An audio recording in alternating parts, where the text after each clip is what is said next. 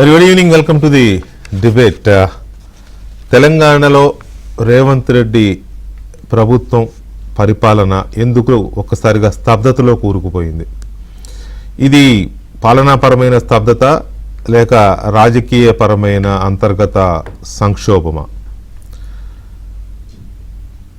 కారణం ఏదైనా కూడా ఈ వీటితో ప్రజలకు భ్రమలు తొలుగుతున్నాయనే ప్రచారం మొదలైంది.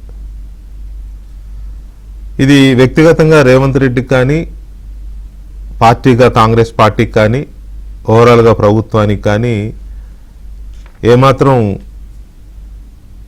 మంచి చేసే పరిస్థితి కాదు, కొంత శుభసూచకంగా కూడా లేదు.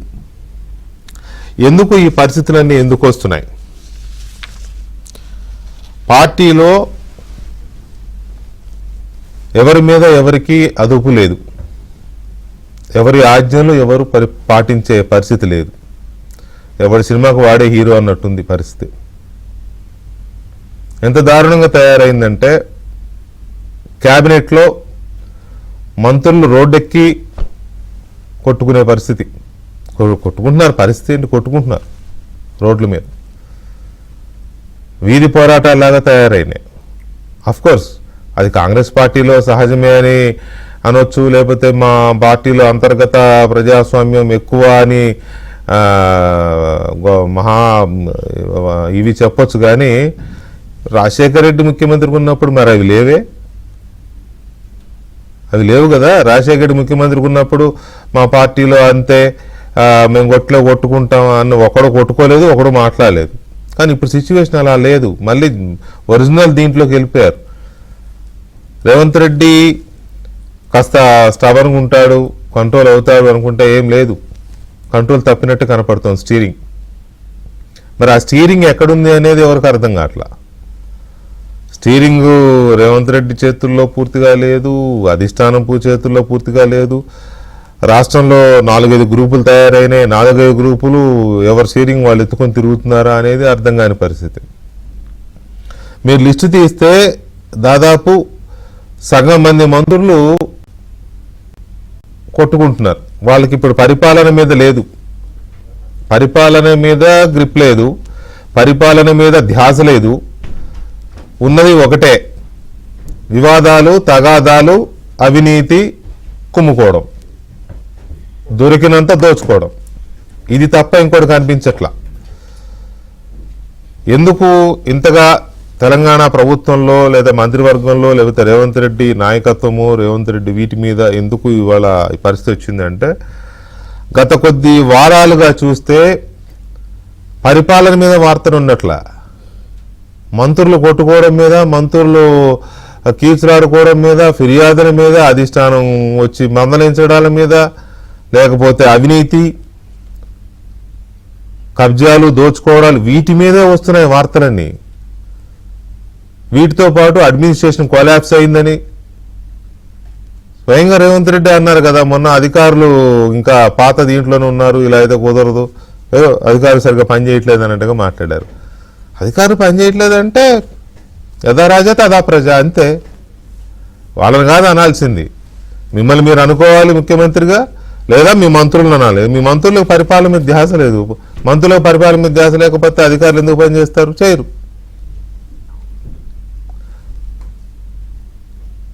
ఏ రోజు చూడు Konda Surekha versus Ponguleti Srinivasa Reddy, Konda Surekha versus Seethakka, Konda Surekha versus Uttam Kumar Reddy, Ponnam Prabhakar versus Adluri Laxman, Ponnam Prabhakar versus Duddilla Sridhar Babu, Sridhar Babu versus Vivek Venkataswamy. ఇట్లా ఇంకా చెప్పుకుంటూ పోతే చాలా ఉన్నాయి. ఇవి కాకుండా మళ్ళీ గ్రూపులు కట్టడాలు, ప్యారలల్ పరిపాలన. మొన్న ఎవరు చెప్తున్నారు, ఏఐసిసి నెల క్రితం వీళ్ళందరినీ పిలిపించింది కదా ఢిల్లీకి.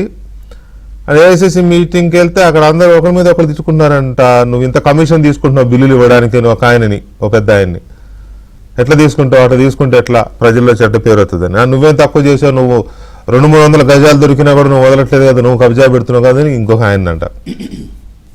ఇట్లా ఎవ్వరు తక్కువ తిన్నా, ఏక్ సే బడ్కర్ ఏక్ అన్నట్టు తయారయ్యారు. దాంతో మళ్ళీ అక్కడ ఆయన కేసీ వేణుగోపాల్ అందరినీ మందలించి ఇట్లా చేయొద్దు అని చెప్పి పంపాడని అంటున్నారు. ఎవరిని ఎవరు మందలిస్తున్నారు, ఎవరిని ఎవరు కంట్రోల్ చేస్తున్నారు, అసలు వీళ్ళందరూ ప్రజల గురించి ఆలోచిస్తున్నారా, పరిపాలన గురించి ఆలోచిస్తున్నారా? ఆ మధ్య ఎప్పుడో కాస్త చూస్తే పార్టీ పట్ల మంత్రివర్గం మీద అడ్మినిస్ట్రేషన్ మీద రేవంత్ రెడ్డి కొంత కంట్రోల్ తీసుకోగలుగుతున్నారు అని అనుకుంటున్న తరుణంలో గడిచిన 4-5 వారాలుగా మొత్తం బౌదార్పాలైంది. ఇప్పుడు పరిస్థితి చూస్తే రేవంత్ రెడ్డి చేతులు ఎత్తేసినట్టు కనపడుతుంది. ఆయన చేతులు ఏమి లేదేమో అనిపిస్తోంది. 3-4 గ్రూపులు అయినాయి. 3-4 గ్రూపులు ఎవరి నాయకత్వం వాళ్ళు చేసుకుంటున్నారు, ఎవరు ఇష్టం వచ్చినట్టు వాళ్ళు కంప్లైంట్ చేసుకుంటున్నారు. ఒక మంత్రి అయితే 2 రోజులకు ఒక మెయిల్ అట ఏఐసీసీకి రేవంత్ రెడ్డి మీద, అట్లా చేస్తున్నాడు ఇట్లా చేస్తున్నాడు. మరి ఎందుకు చేస్తున్నారో మెయిల్స్, ఎందుకు ఆ లేఖలు ఏంటో, ఆ లేఖల పరమార్థం ఏంటో పక్కన పెడితే ఏ లేదు, ఎవరిని తొందరగా దించేస్తే నేను ఎక్కి కూర్చోవాలి. కాంగ్రెస్ పార్టీకి అలవాటు కదా. సరే దించుకోవడాలు కూర్చోవడాలు వాళ్ళ ఇష్టం, కానీ మన తాపత్రయము మన ఇదంతా కూడా స్టేట్ అడ్మినిస్ట్రేషన్ ఏమైపోతుంది అనేది. ఇక దీనికి తోడు ఎమ్మెల్యేలు పూర్తిగా కంట్రోల్ తప్పారు. వాళ్ళ పార్టీ ఎమ్మెల్యేలు కాంగ్రెస్ పార్టీలో మరి ఒక 5-6 అయితే మనం ప్రభుత్వంలో ఉన్నాము, మనం మాట్లాడే మాట గవర్నమెంట్కి, ముఖ్యమంత్రికి, పార్టీకి నష్టం అనేది కూడా లేదు. అసలు ఇంకొక రకం చూస్తే కావాలనే మాట్లాడుతున్నారేమో అనిపిస్తుంది. కావాలనే కోమటిరెడ్డి రాజగోపాల్ రెడ్డి కావచ్చు, అనిరుద్ధ్ రెడ్డి కావచ్చు, ఎన్ఎం శ్రీనివాసరెడ్డి కావచ్చు, ప్రేమ్ సాగర్ రావు కావచ్చు. అఫ్కోర్స్ ఆయన హెల్త్ బాగాలేక హాస్పిటల్లో ఉన్నా కూడా, ఆయన ఇప్పుడు హాస్పిటల్లో ఉండగానే మొన్నటిదాకా బయట ఉండి రోజు ఏదో ఒక అసంతృప్తి గళమే. వీళ్ళతో పాటు దొంతి మాధవ్ రెడ్డి ఉమ్మడి వరంగల్ జిల్లా నర్సంపేట నుంచి, ఎమ్మెల్సీ జీవన్ రెడ్డి గారు, ఎమ్మెల్సీ పదవి అయిపోయింది కానీ జీవన్ రెడ్డి గారు సీనియర్ మోస్ట్ రెడ్డి, ఆయనతోనైతే రేవంత్ రెడ్డికి రోజు తలనొప్పే. అమృతాంజనో జెండు బాం రాసుకుని కూర్చుంటాడు ఆయన. ఇట్లా ఇంకొక 10 మంది వెళ్తారు మనం పేర్లు తీస్తే. ఎందుకు వీళ్ళు ఇది చేస్తున్నారు అని అంటే, మరి వాళ్ళు భావ ప్రకటన స్వేచ్ఛ లేకపోతే ఏంటి మనకు తెలియదు, కానీ వాళ్ళ పార్టీ రంధ్రాలు వాళ్ళు బయట పెడుతున్నారు. వాళ్ళ ప్రభుత్వము, వాళ్ళ ముఖ్యమంత్రి, వాళ్ళ పరిపాలన లోపాలు లేకపోతే అసమర్థత, వీటిని వాళ్ళే మాట్లాడుతున్నారు. దీన్ని బట్టి అర్థమవుతున్నది ఏంటి అని అంటే, ఒకటి ముఖ్యమంత్రికి గ్రిప్ అన్నా పోయి ఉండాలి, లేక కాంగ్రెస్ పార్టీ అధిష్టానం బైపాస్ అన్నా చేస్తూ ఉండాలి ముఖ్యమంత్రిని. రెండిట్లో ఏది జరిగినా కూడా కాంగ్రెస్ పార్టీకి ఏమవుది, ఉంటుందా పోతుందా ఎవరికి ఇబ్బంది లేదు, కానీ తెలంగాణ ప్రజలకు మాత్రం తీవ్రమైన నష్టం జరుగుతోంది. ఒకటి. రెండవది, అడ్మినిస్ట్రేషన్లో అధికారులు చాలా వరకు టేక్ ఇట్ ఈజీ అన్నట్టుకున్నారు. టేక్ ఇట్ ఈజీ అన్నట్టే ఉంది వ్యవహారం పరిస్థితి చూస్తూ ఉంటే. ఎందుకు ఆ సిచ్యువేషన్ వచ్చింది? ఇక ఎమ్మెల్యేలు, కాంగ్రెస్ ఎమ్మెల్యేలే కాదు, బీజేపీ ఎమ్మెల్యేలు, బీఆర్ఎస్ ఎమ్మెల్యేలు అందరూ పూర్తి అసంతృప్తితోనూ ఆగ్రహంతోనూ ఉన్నారు. ₹1 ఫండ్ కూడా ఎమ్మెల్యేలకు ఇవ్వకపోతే ఎట్లా అనేది వాళ్ళ అసంతృప్తి. ఎప్పటి నుంచో, ఇప్పుడు కాదు, దాదాపు ఏడాది నుంచి విపక్షాల ఎమ్మెల్యేలు మాట్లాడుతూనే ఉన్నారు ఈ విషయాన్ని. ఇప్పుడు సొంత పార్టీ ఎమ్మెల్యేలు కొంతమంది కూడా అదే ఇది మొదలెట్టారు. ఇట్లా మొత్తం అన్ని రకాల అసంతృప్తులు ప్రభుత్వాన్ని అనడం కంటే రేవంత్ రెడ్డి మీద ముప్పేట దాడి చేస్తున్నట్టు కనపడుతోంది. మరి ఈ ముప్పేట దాడి చేస్తున్న దాంట్లో ఆ పార్టీ అధిష్టానం ఇందాక నేను అన్నట్టుగా కావాలని చేస్తోందా, లేక ముఖ్యమంత్రిని బైపాస్ చేసి డైరెక్ట్గా తను ఇన్వాల్వ్ అవుతుందా? ఆమె మీనాక్షి నటరాజన్ గారు అయితే పార్టీ వ్యవహారాల ఇన్ఛార్జ్, పూర్తిగా ఇక్కడే ఉండిపోయి ప్రతిదాన్ని వాళ్ళు డీల్ చేస్తున్నట్టు కనపడుతోంది. ఆ మధ్య ఇప్పుడు ఒకసారి సెక్రటరియట్ కూడా పోయారు. విమర్శలు రాబట్టి ఇప్పుడు వెళ్ళట్లేదేమో, కానీ అంటే ఆ సిచ్యువేషన్ ఆ స్థాయికి వెళ్ళిపోయింది. అట్లాంటి పరిస్థితుల్లో ముఖ్యమంత్రి ఎలా పనిచేస్తాడు? ఇది కాంగ్రెస్ పార్టీకి ఉన్న అత్యంత జుగుప్సాకరమైన బలహీనత ఇది.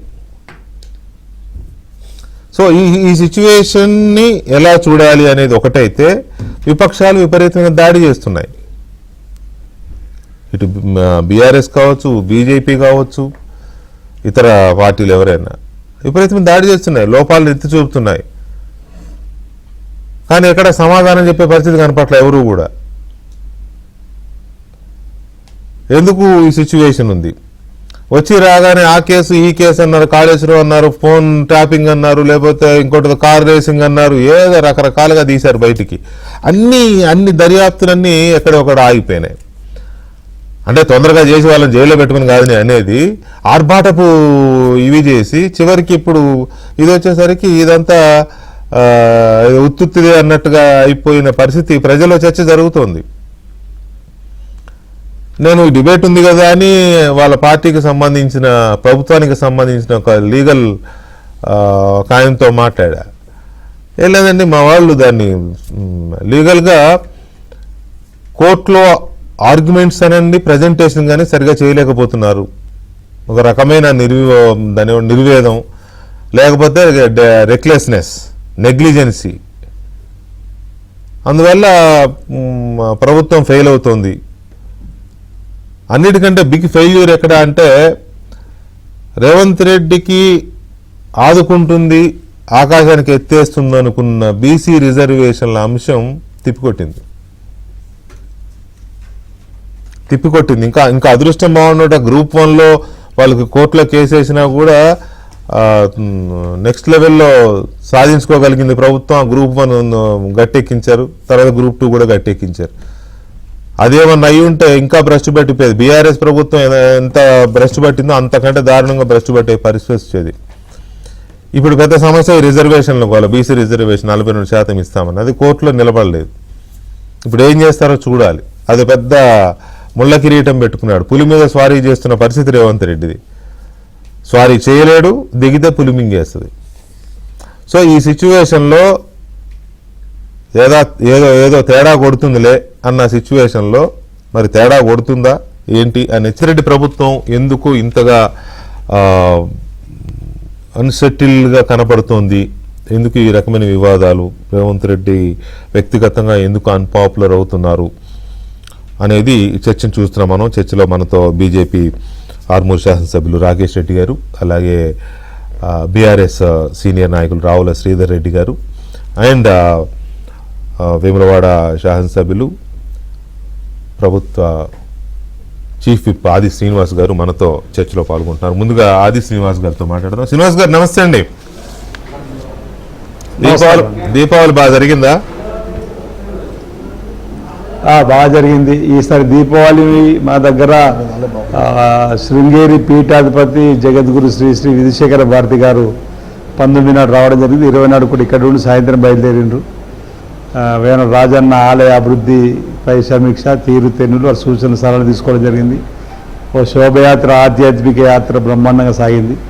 దీపావళి పండుగను అందరు కూడా ఘనంగా జరుపుకున్నారు. మీకు కూడా దీపావళి శుభాకాంక్షలు అన్న అందరికీ. Thank you. మీకు కూడా, మీకు, మీ ఓటర్లకి, మీ ప్రజలకి, తెలంగాణ ప్రజలందరికీ శుభాకాంక్షలు. రైట్. ఎనీవే, ఎందుకు ఈ సిచ్యువేషన్ నెలకొన్నది? ఇప్పుడు వరకు నేను చెప్పిన 12 నిమిషాలు చెప్పాను నేను, ఎందుకంటే దాని వ్యూ తెలియాలి కాబట్టి అంతసేపు చెప్పాల్సి వచ్చింది.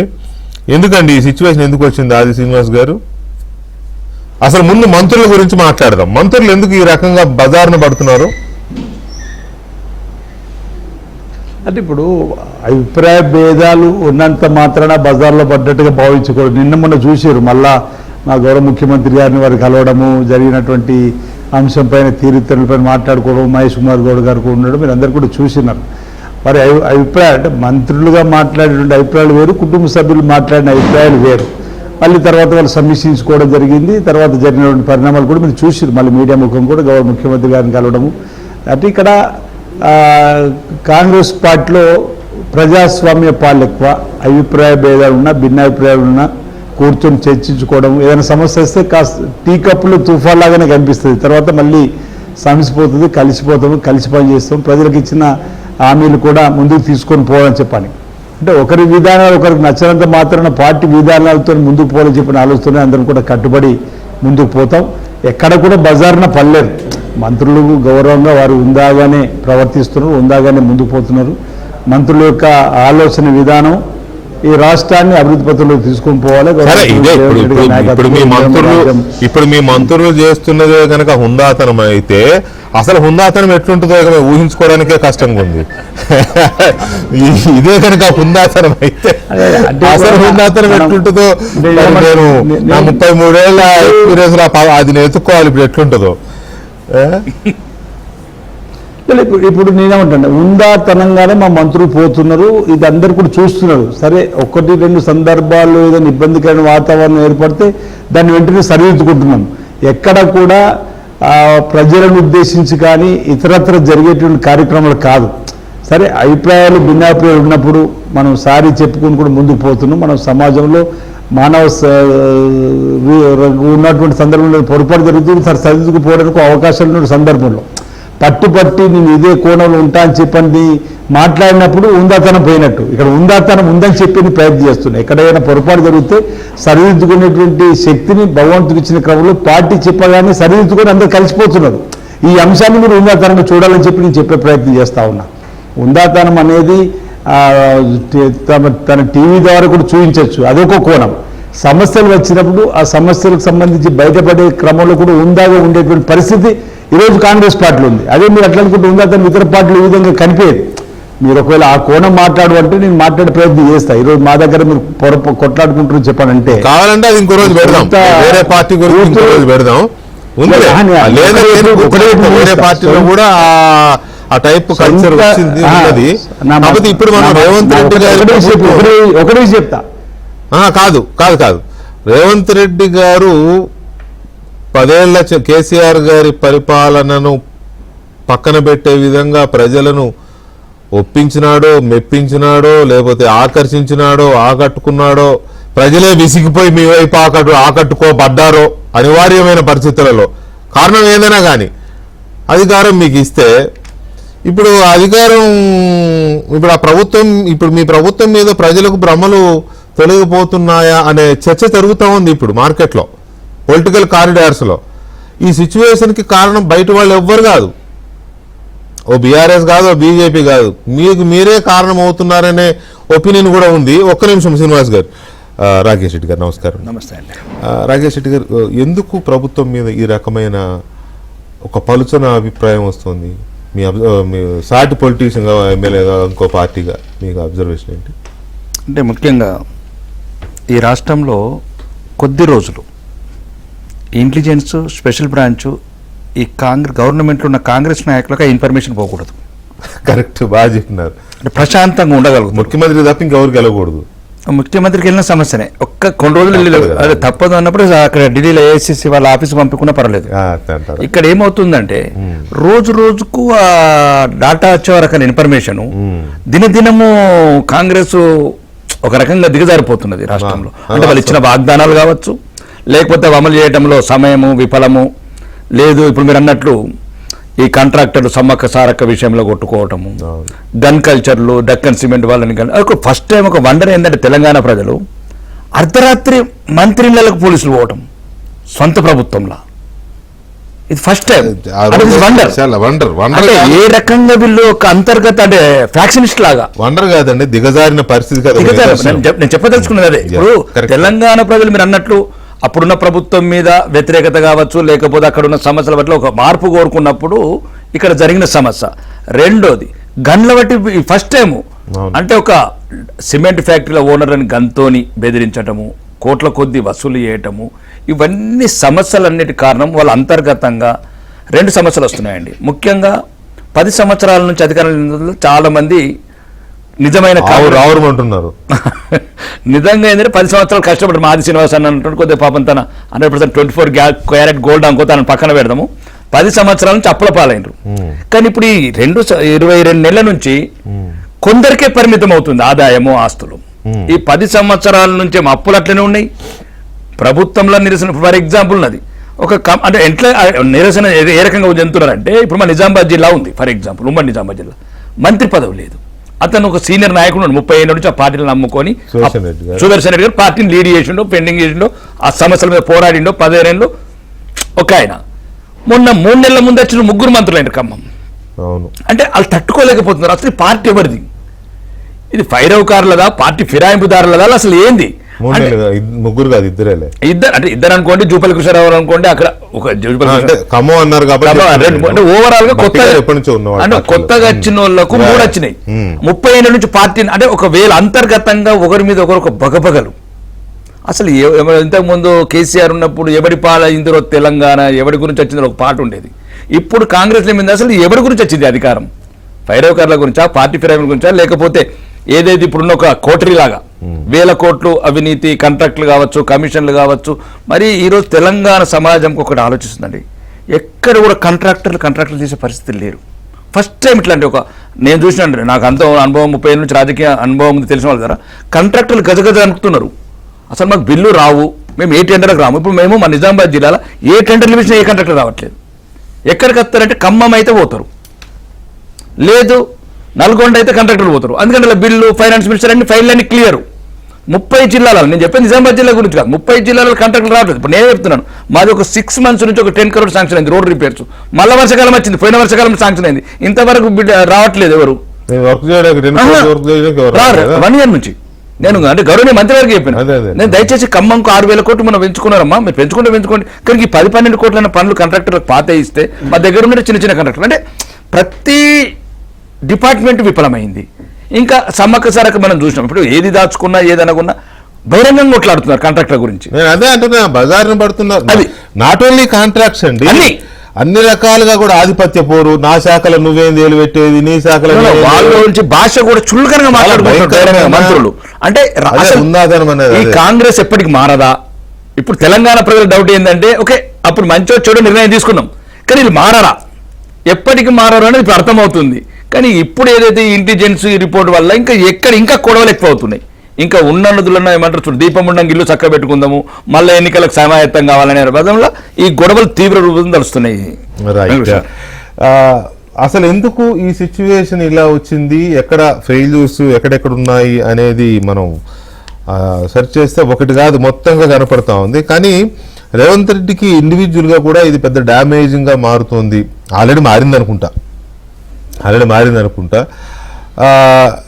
ఎట్లాగో విపక్షాలు కాచుకొని కూర్చున్నాయి, బీఆర్ఎస్ అయితే పర్టికులర్గా కాచుకొని కూర్చున్నది. దాని మీద రేవంత్ రెడ్డి మీద ఏ మాత్రం అవకాశం దొరికినా విరుచుకు పడిపోతోంది. ఆ పార్టీ నాయకులు టాప్ టు బాటం విరుచుకు పడిపోతున్నారు కదా.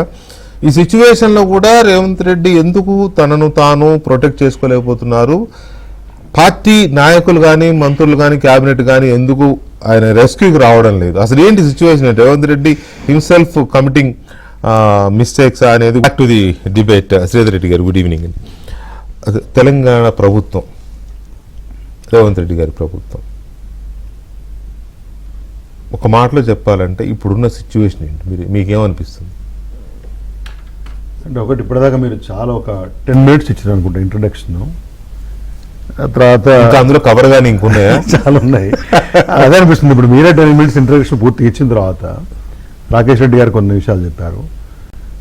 ఆది శ్రీనివాస్ గారి ఇబ్బంది, వేములవాడకు వచ్చినటువంటి వారు ఎవరండి, స్వామీజీ, వారి గురించి గొప్ప చెప్పుకున్నారు, కానీ తర్వాత చెప్పింది ఏమి కూడా చెప్పారు. అది చాలా కాన్ఫిడెంట్ గా. ఆ తర్వాత ఆయనకు ఎంత ఇబ్బందికరంగా అనిపించింది అంటే నాకు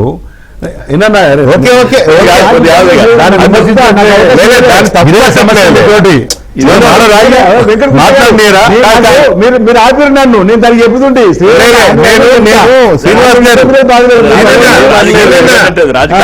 దాన్ని తప్పు పట్టడం లేదు. స్వామీజీ గురించి రాక గురించి చెప్పడానికి తప్పు పట్టట్లే. కాకపోతే అది ఎంత ఆనందంతో అది ఎంత ఆనందంతో ఎంత ఇదిగా చెప్పినారో ఈ టాపిక్ వచ్చేసరికి బాగా లేదు. అది అయినాక మళ్ళీ తీసుకుంటాను,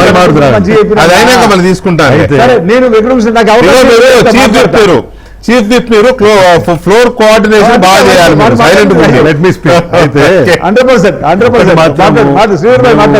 ఒక 3 months 6 months 9 months అట్లా వస్తూ ఉంటే ఇంత త్వరగా ఒక అధ్వాన్నమైనటువంటి ప్రభుత్వం అని పేరు తెచ్చుకున్న ప్రభుత్వం ఈ భారతదేశంలో ఇంతవరకు ఏదీ లేదు. రేవంత్ రెడ్డి గారి ప్రభుత్వం తప్పితే అనేది పదే చెప్తా వస్తూ ఉన్నాం అన్ని స్థాయిలలో. అది వాళ్ళ ప్రూవ్ చేసుకుంటా ఉన్నారు. గ్రామీణ team Gana government as a team Gana as a team not only Revanth Reddy alone is not the government కదా, కాకపోతే led by the chief minister. కాబట్టి ఖచ్చితంగా చీఫ్ మినిస్టర్ పాత్ర. ఇప్పుడు ఏదైనా బాగా జరిగితే చీఫ్ మినిస్టర్ గారు క్రెడిట్ తీసుకొని, కాబట్టి టీం ఉంటుంది లెడ్ బై హిమ్. మీ యొక్క నాయకత్వ పటిమకి ఇది లేదా నాయకత్వం లేనికి నిదర్శనం కదా. డెఫినెట్ గా అసలు ఇన్ని అంశాలు అంటే ఇక్కడ మళ్ళీ బీసీ మంత్రులు, ఎస్సీ మంత్రులు ఇవన్నీ ఒకసారి మినిస్టర్ అసలు కొండా సురేఖ లాంటి మినిస్టర్ని ఎట్లా కంటిన్యూ చేయగలుగుతున్నారో ఈ భూ ప్రపంచంలో వాళ్ళకే అర్థం కావాలి. ఎప్పుడైతే కేటీఆర్ గారి మీద ఒక సినిమా హీరోయిన్ ఉద్దేశించి ఆమె మాట్లాడిన మాటలైతే సభ్య సమాజంలో అసలు వారికి ఆత్మగౌరవం ఉంటే వెంబడి రాజీనామా చేయాలి సమాజం నుంచి వచ్చినటువంటి ఒక వ్యతిరేకత చూసి.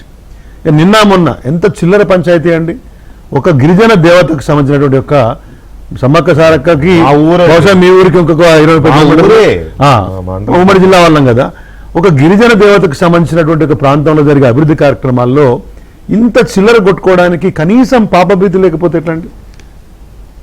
అప్పటి నుంచి కూడా రాజేష్ రెడ్డి గారు చెప్తున్నారు కదా, కాంట్రాక్టుల కోసం చిల్లర పంచాయతీ చేసుకునేటువంటి ప్రభుత్వం. ఇంతవరకు ఉమ్మడి ఆంధ్రప్రదేశ్ కానివ్వండి, తెలంగాణ వచ్చినటువంటి ఈ యొక్క 12-13 సంవత్సరాల పరిపాలనలో నాకు తెలిసి ఎన్నడూ కూడా సెక్రటేరియట్కు పోయి కాంట్రాక్టర్లు, చిన్న చిన్న కాంట్రాక్టర్లు ఆర్థిక మంత్రి అధికారిక కార్యాలయం ముందు ధర్నా చేస్తే వెనక గేట్ నుంచి ఆర్థిక మంత్రి గారు పోయినారనే సమాచారం ఎప్పుడైనా జరిగిందా? అంటే ఒక విషయం, అటువంటి పరిస్థితి ఉందా? ఒక గొప్ప విషయం ఉంది ఇక్కడ, చెప్పండి. చిన్న స్థాయి కాంట్రాక్టర్లు బిల్లుల కోసం సెక్రటేరియట్కి వెళ్ళి ఆర్థిక మంత్రి గారి ఛాంబర్ దగ్గరికి వెళ్ళినారు అని అంటే అసలు మీ దగ్గర మంత్రులనే రాలేని పరిస్థితి కదా. అది బెటర్ అనుకోవాలి. ఏం జరిగింది సమర్థించుకోవాలి వాళ్ళు, ఆరోపణలు అవి వేరు సమర్థించుకోవాలి కదా. అసలు వచ్చే బిల్లు సక్కంగా నేరుగా రాక ఆర్థిక మంత్రి కార్యాలయం ముందు నాకు అర్థమైంది. మూడవది తర్వాత శ్రీనివాస్ గారు ఏం చెప్తున్నారంటే హుందాతనము, క్రమశిక్షణ కొద్దిగా తక్కువ ఉంటుంది, లేకపోతే ప్రజాస్వామ్యం ఎక్కువ ఉంటుంది, దయచేసి దీన్ని ప్రజాస్వామ్యం అని చెప్పి ఆ ప్రజాస్వామ్యం అనే పదాన్ని దయచేసి గౌరవం తీయాలి. ఇవాళ కూడా జూబ్లీస్ నియోజకవర్గంలో అభ్యర్థి వర్గము ఇంకొక స్థానిక కాంగ్రెస్ నాయకుని వర్గం గల్లా కొట్టుకున్నదని ఇక్కడ ఏబిఎంలో చూస్తున్నాను. ఎంత అక్కడ వస్తా ఉంది. ఇప్పుడు దీన్ని ప్రజాస్వామ్యం అంటే మరి దేన్ని అసలు ప్రజాస్వామ్యం మరి మీరు చెప్పాలి. వాడు ఇంతకుముందు అన్నారు హుందాతనం అంటే గిదైతే, హుందాతనం అంటే మంత్రులు తిట్టుకోవడం అయితే, ఒక మంత్రిని ఇంకోటి దున్నపోదంటాం అంటే ఆ మంత్రి గారి పాపం బాధపడి ఏమనలేక పబ్లిక్ వచ్చేసి క్షమాపణ అడిగితే మళ్ళీ నేను అనలేదని చెప్పి మీరు అసలు తర్వాత అన్నానని చెప్పి రాజకీయ నాయకత్వం వైపు ప్రజలు చూస్తారు బేసికల్లీ. కాబట్టి బహుశా మీ మంత్రుల మాటలు, ఈ యొక్క మీ మంత్రుల యొక్క వ్యవహార శైలిని 10th క్లాస్ వరకైనా పిల్లలకు చూడకుండా తల్లిదండ్రులు నేర్పాలని చెప్పేసి నేను కోరుకుంటా ఉన్నాను. ఇంత దరిద్రంగా వ్యవహారం నడిపించడం. ఇంతమంది మాట్లాడుతూ ఉన్నారు గౌరవ ముఖ్యమంత్రి అని మాట్లాడుతూ ఉన్నారు. అసలు గౌరవ ముఖ్యమంత్రి అనేది నోటితో అంటేనే సరిపోతుందా లేదా ప్రవర్తనలో చెప్పడంలో ఉంటుందా నాకు అర్థం కావట్లేదు. కాబట్టి నేను ఒకటి చెప్పేది ఏంటంటే ఇక్కడ రేవంత్ రెడ్డి గారు కాంగ్రెస్ పార్టీ ఈజ్ ఇమ్మెటీరియల్ అండి. రాష్ట్రంలో పరిపాలన కాంగ్రెస్ చేతికిస్తే ఎంత అధ్వాన్నంగా ప్రభుత్వాన్ని నడపచ్చో ఎగ్జాంపుల్ చూపిస్తున్నారు. ఎంత దిక్కుమాలిన విధంగా హీనంగా నాయకులు సంస్కారహీనంగా ప్రవర్తించవచ్చో కాంగ్రెస్ నాయకులు వాళ్ళు ఎగ్జాంపుల్ చూపిస్తున్నారు. ఇది రాజకీయాలకు సరైన వ్యవహారం కాదనే విషయాన్ని చెప్తున్నాను. ఇంకోటి ఏంటంటే ఒకటి ఇవాళ ముఖ్యమంత్రి నియోజకవర్గానికి వేలాది కోట్లు పోతున్నాయని చెప్పేసి చిన్న చిన్న కాంట్రాక్టర్లకు ప్రతిరోజు కాంట్రాక్టర్లు మారుతున్నారు. కాంట్రాక్టర్లు ఎంఎస్ఎంఈ ఉంది కదా, ఎంఎస్ఎంఈ శాఖ దగ్గర దాని దగ్గర కోర్టు కేసులు వేసుకుంటూ పోతున్నారు పేమెంట్లు ఇవ్వమని చెప్పేసి. చిన్న చిన్న పేమెంట్లు. మన ఊరు మన బడి, నేను మళ్ళీ చెప్తున్నాను, అదే కార్పొరేషన్ నేను చైర్మన్ గా పనిచేసినాను. ఎంతో మంది శ్రీనన్న నేను మళ్ళీ చెప్తున్నా, దయచేసి దీపావళి పూట చాలా మంది పాపం వాళ్ళ కుటుంబాలు చూస్తూ ఉంటారు. స్కూల్ మేనేజ్మెంట్ కమిటీలు, చిన్న చిన్న కాంట్రాక్టర్లు 5 లక్షలు 6 లక్షలు 3 లక్షలు ఇట్లా చిన్న చిన్న వర్క్స్ సంబంధించి 10 లక్షలు 12 లక్షల పేమెంట్లు పెండింగ్ ఉన్నాయి. 350 కోట్లు ఉన్నాయి. 2 సంవత్సరాలు అయింది. మెగా కృష్ణారెడ్డిలకు లేకపోతే నవోదయాలకు ఇంకెవరో వరకు పైసలు ఇస్తున్నారు. వాళ్ళ ఇళ్ళ దీపావళి బ్రహ్మాండంగా జరుగుతుంది. పేదోళ్ళ ఉసురు పోసుకోకండి, వాళ్ళ ఉసురు దాక్కుతుంది. నేను ఆ రోజు కార్పొరేషన్ చైర్మన్ గా ఊరూరు కేసీఆర్ గారి నేతృత్వంలో తిరిగి పనులు చేయమని చేయించినాం. దగ్గర 3,000 స్కూళ్ళు మంచిగా అయినాయి. ఆ విద్యార్థులు ప్రభుత్వ స్కూల్స్ బ్రహ్మాండంగా అయినాయి. వాళ్ళు మంచిగా దాన్ని అనుభవిస్తూ ఉన్నారు. పెయింటింగ్ వేయించినాం, గోడలు బాగు చేయించినాం, అదనపు తరగతులు పెట్టినాం, టాయిలెట్లు కట్టినాం, ఇవన్నీ చేసినాం. వాళ్ళ ఉసురు పోసుకోకండి. నేను చేతులెత్తి దండం పెట్టి చెప్తా ఉన్నా, 350 కోట్ల రూపాయలు ఏం పాపం చేశారండి వాళ్ళంతా? కన్ఫైన్ కాకండి. నేను చెప్తున్నాను, బాధ అనిపిస్తుంది కదా ప్రతిసారి. ఇట్లా నాట్ ఓన్లీ మనవరు మనబడి ఇట్లా చూస్తే అనేక మంది చిన్న కాంట్రాక్టర్లు వాళ్ళ పొట్టెందుకు కొడుతున్నారండి? పెద్ద పెద్ద వాళ్ళు బ్యాంకులను ఇంకో రకంగా మేనేజ్ చేసుకుంటారు. సార్ మీరు పాయింట్ ఆఫ్ ఏంటంటే, నేను కాదనట్లా, కాంట్రాక్టర్లు కూడా పార్ట్ ఆఫ్ పబ్లిక్ నేను కాదనట్లేదండి, చిన్న చిన్న వాళ్ళు కదా. కానీ కాంట్రాక్టర్లతో పాటు అరే జనరల్ పబ్లిక్ అండి, జనరల్ పబ్లిక్ రోడ్లు, నేను రోడ్లు ఇంతకుముందు మనం మాడుకుంటే రోడ్లు అవన్నీ మన కర్ణాటకకి ఏం తక్కువ లేదు. హైదరాబాద్ నగరంలో సీనన్న ఏదన్నా ఒక రోడ్డు పోండి, ఇంటర్నల్ రోడ్స్ చూడండి, కాంప్రహెన్సివ్ రోడ్ మేనేజ్మెంట్ ప్లాన్ ఉంది, SRDP కింద చాలా పనులు జరిగినాయి. అసలు రోడ్లు ఎక్కడ పోయినాయి, రోడ్ల యొక్క రిపేర్ ఎక్కడ పోయింది? అసలు ఏదైనా ఒక్క అంశంలో ఈ ప్రభుత్వం పూర్తి స్థాయిలో పనిచేస్తా ఉందా? మీ హామీల సంగతి ఎవరు, నాకు తెలిసి మీరు ఆ హామీలలో ఇప్పటివరకు అమలు చేయని, మీరు అమలు చేస్తారనేది ఎవరు అనుకుంటారు? నేను అనుకోవట్లే. ఆ కళ్యాణ లక్ష్మి పెంచింది అనుకోండి, ఆ బంగారం అనుకోండి, వాళ్ళు కూడా అనుకోవట్లేదు కదా. ఇంకోటి అనుకోండి, అవన్నీ మీరు చేస్తారని అనుకోవట్లే. కానీ కనీసం మొన్నటి బోనస్ పెండింగ్ ఉంది, మొన్న ఇస్తానన్న బోనస్ పెండింగ్. ఇంకో టాపిక్ యాక్చువల్ గా, సారీ శ్రీధర్ గారు, ఎంప్లాయీస్ గురించి, రిటైర్డ్ ఎంప్లాయీస్ గురించి మాట్లాడాలంటే కన్నీళ్ళు వస్తాయి. వాళ్ళ దగ్గర కమిషన్లు తీసుకొని దారుణం అండి. రిటైర్ అయిన ఎంప్లాయీస్ బిల్స్ ఇవ్వడానికి, బెనిఫిట్స్ ఇవ్వడానికి కూడా కమిషన్లు అడుగుతున్నారు అని అంటే, ఇక ఇంతకు మించిన ఇంత ముందు కూడా తీసుకున్నారేమో అంటే, తీసుకుని ఉండవచ్చు, దానికంటే భిన్నంగా కదా ఉంటామని చెప్పింది ఒక పాయింట్. ఇవాళ పొద్దున్నే నేను ఆఫీస్కి బయలుదేరి వస్తుంటే కరీంనగర్ నుంచి ఒక రిటైర్డ్ ఎంప్లాయీ ఫోన్ చేసి, సార్ మేము ఏం పాపం చేసామండి, రిటైర్ అయ్యి 2 ఏళ్ళు అవుతుంది, ప్లానింగ్ ఉంటుంది కదా, 2 ఏళ్ళు అవుతుంది, మా బెనిఫిట్స్ మాకు ఇవ్వకుండా వాళ్ళ దీని కింద పెట్టుకొని కూర్చున్నారు, మా బెనిఫిట్స్ ఆపడం ఏంటని అని ఆల్మోస్ట్ ఫోన్లో ఏడుస్తున్నంత పని చేశాడు. పెద్ద మనిషి అనుకుంటా బాగానే. సో ఇలాంటి సిచ్యువేషన్లో ఎమ్మెల్యేలు అదుపు తప్పి మాట్లాడుతూ ఉన్నారు. శ్రీనివాస్ గారు, మీరు చీఫ్ విప్, మీరు బయట ఎమ్మెల్యేలు ఇప్పుడు రాకేష్ రెడ్డి గారు మాట్లాడారంటే, సరే విపక్ష ఎమ్మెల్యే పొలిటికల్ ఉన్నదే మాట్లాడానండి,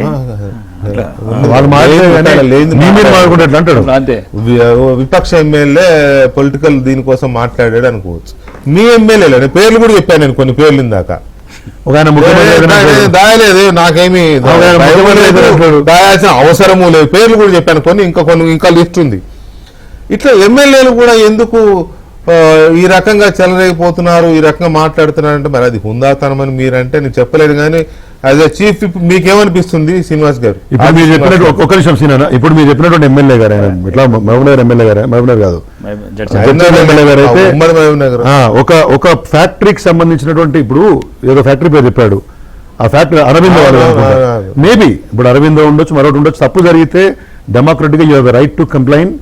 ఆ కన్సర్న్ అథారిటీస్ ఎవరైతే ఉన్నారో వాళ్ళు వచ్చి మరి పని చేయాలి, చేయకపోతే మీరు మళ్ళీ అప్పీల్ చేయాలి, నెక్స్ట్ లెవెల్కి అప్పీల్ చేయాలి. నేను కాలు పెడతా, నేనే ముఖ్యమంత్రి అవుతా, ముఖ్యమంత్రి అంటే దీనికి అది మీ పార్టీ అందరూ కదా అనుకోండి, but still it is in the public. ఎట్లయితే సార్ అది మేబీ వాళ్ళు అట్లా అనుకుంటున్నారు.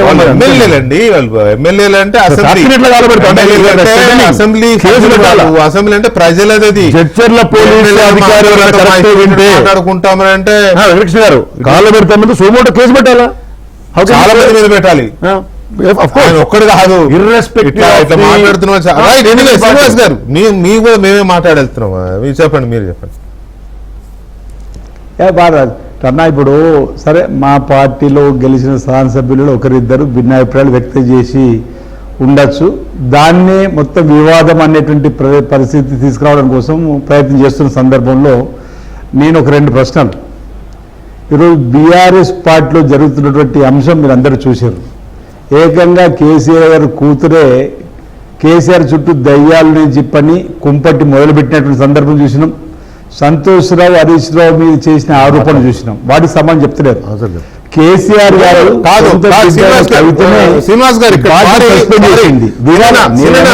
నేను అడ్డుపడుతున్నా అనుకోవద్దు, కానీ ఈ చర్చ ప్రభుత్వానికి సంబంధించి, ప్రభుత్వము పూర్తిగా ప్రజలకు సంబంధించి ప్రభుత్వాన్ని విమర్శించే వాళ్ళు DRS, BJP వాళ్ళ పార్టీలు చెప్పారు కదన్నా. కాదు. ఇక్కడ కృష్ణ ప్రభుత్వం విమర్శిస్తున్న పార్టీలకు జరుగుతున్న కుంపటి కూడా ప్రజలకు వెళ్ళాలి. కవితను సస్పెండ్ చేసిన ఒక్క మాట దయచేసి సందర్భం కూడా దయచేసి దీన్ని మీరు అటు తీసుకెళ్తే ఏంటంటే డైవర్ట్ చేయడానికి శ్రీనివాస్ గారు అటు తీసుకెళ్ళినా అవసరం లేదు. ఎందుకంటే వాళ్ళ కుంపటి పట్టుకున్నా, వాళ్ళు కొట్టుకున్నా, వాళ్ళు తిట్టుకున్నా ప్రజలకు డైరెక్ట్ గా వచ్చే నష్టం లేదు. అయితే గీతే వాళ్ళ పార్టీ నష్టపోతుంది. ఆ పార్టీ నష్టపోతే అంతిమంగా లాభపడేది మీరు, లేకపోతే బీజేపీ. అయినా కూడా జరుగుతులేదు కదా, మరి అట్లా కూడా అవ్వట్లేదు కదా, మీరే ఇది అవుతున్నారు కదా, నష్టపోతున్నారు కదా. సో ఇక్కడ పాయింట్ ఏంటంటే ఒకవైపు మంత్రులు, ఒకవైపు ఎమ్మెల్యేలు, మీరే అంతా బయట వేసుకుంటున్నారు. ఎందుకు ఈ పరిస్థితి? క్రమశిక్షణ పోయిందా అని దానికి సమాధానం ఇంతకుముందు మొదటి విడతలు చెప్పిన అన్న. ఈరోజు పాపులారిటీ ఈ ప్రభుత్వానికి పెరుగుతుంది. గౌరవ ముఖ్యమంత్రి రేవంత్ రెడ్డి గారు కూడా పాపులారిటీ పెరుగుతుందంటే శ్రీధర్కి ఇక్కడ తట్టుకోలేకపోతున్నాడు. ప్రజలలో లేదు. ఈరోజు ప్రజలలో నిజంగానే ఒకరు పొరపాటు చేస్తే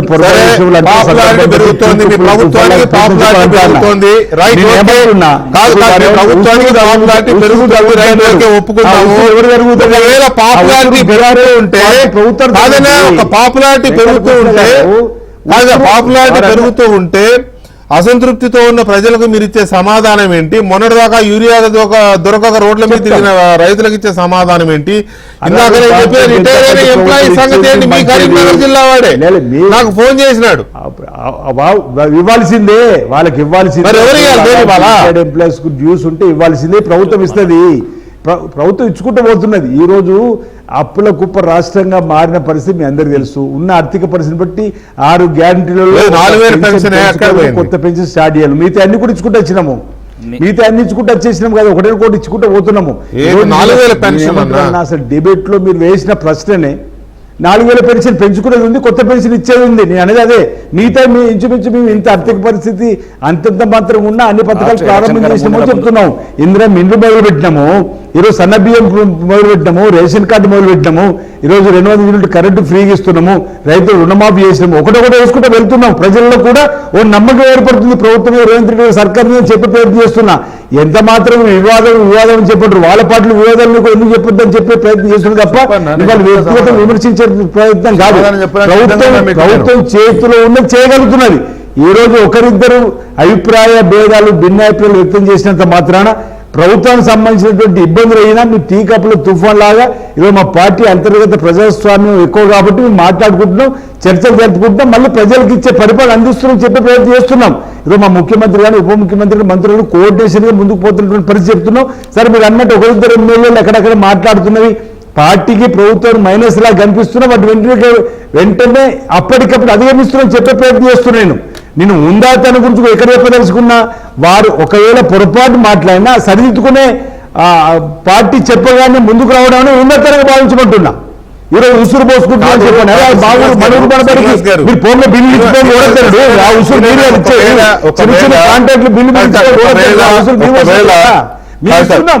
ఒకవేళ ఇదే గనక ఉందాతనము, లేకపోతే ఇదే గనక ప్రజాస్వామ్యము, లేకపోతే ఇట్లా మాట్లాడము, భిన్నాభిప్రాయాలు అని అంటే రాజశేఖర రెడ్డి ఉన్నప్పుడు నేను ఇలాంటి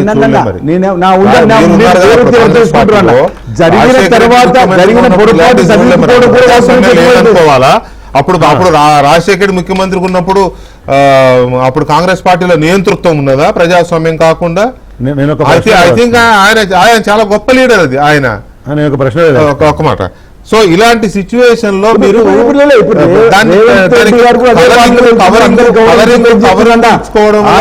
లేదు. కానీ ఒక్క మాట స్ట్రైట్ గా అడుగుతున్నా, మీ ప్రభుత్వం ప్రజల మధ్య ఇప్పుడు చులకన అవుతోంది, అన్పాపులర్ అవుతోంది అనే దాన్ని మీరు అంగీకరిస్తారా, అంగీకరించరా? ప్రభుత్వం అన్పాపులర్ అయితే లేదు, ప్రభుత్వం పాపులర్ అవుతుంది. నేను అదే తెలుసుకున్నాను. నేను రేవంత్ రెడ్డి గారి సర్కార్ పాపులర్ అవుతుంది. ఒకరిద్దరు ఎమ్మెల్యేలు ఒకరిద్దరు మంత్రులు అవి భిన్నాభిప్రాయాలు వ్యక్తం చేసినంత మాత్రాన ప్రభుత్వం పాపులర్ పడిపోదు. దాన్ని మీరు సరిదిద్దుకుంటాం టీ కప్ల తుఫాన్ లాగా దాన్ని ముగిస్తున్నారు. ఇది అది ప్రభుత్వం కాలాలే కూలని చెప్పి 3 రోజుల నుంచి కోరుకుంటే బీఆర్ఎస్ కు బీజేపీకి ఆనందం అనిపిస్తున్నారు. కానీ ప్రజలలో తప్పు అంటున్నాను కదా, సరిదిద్దుకుంటే మళ్ళీ ఉందాక ముందుకు పోతున్నామని చెప్తున్నా. నా పాయింట్ అక్కడ మామూలు అప్పుడేమో మాది 140 సంవత్సరాల చరిత్ర ఉన్న పార్టీ అని చెప్తారు. ఇప్పుడేమో తప్పును సాగుకుంటా. ఇది ఈ తప్పులు ఎందుకు వస్తాయి?